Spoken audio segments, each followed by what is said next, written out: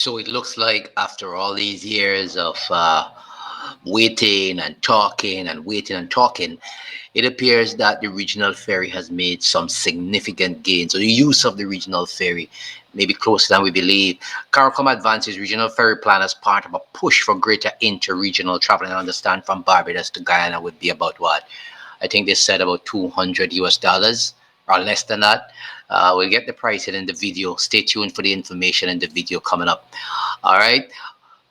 Yeah, so this is all part of it. And I believe that with the announcement at the CARICOM meeting and the announcement in Barbados yesterday, this is certainly a good move for interregional travel.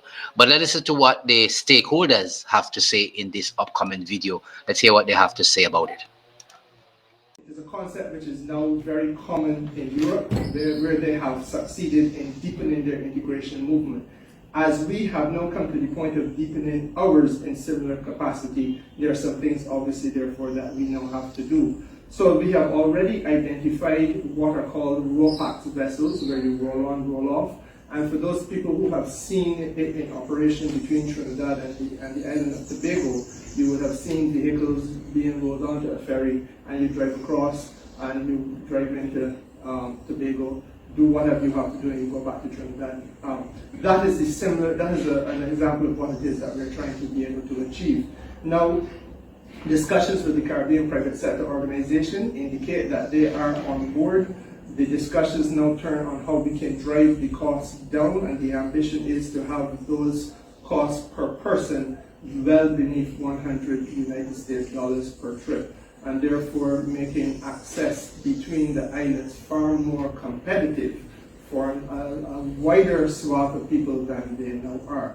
On the issue of regional transportation, we also agreed to establish a small committee led by the Prime Ministers of St. Vincent and the Grenadines and the Republic of Barbados, as well as the President of the Cooperative Republic of Guyana, to review presentations on ferries and report back to heads. Yes, you're going to see more trading, but look, most of our economies are service-based.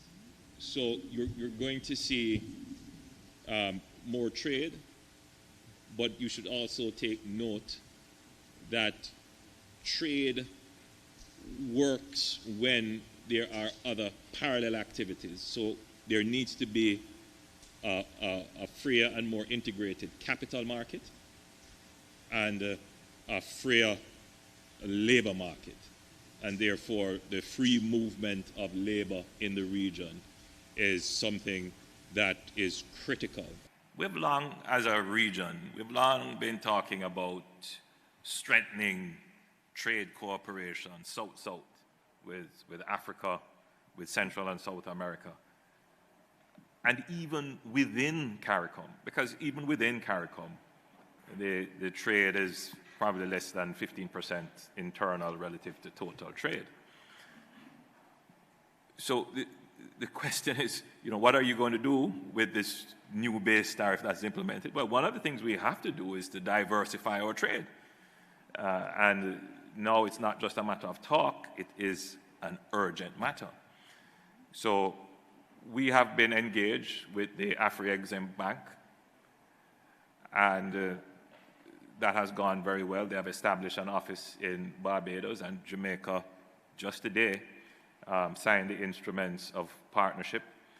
And so we will be looking to utilize the trade facilitation and finance facilitation that comes with this partnership to increase trade, not just in goods, but trades in services as well, and in particular the creative industries, which we do have a comparative and competitive advantage in.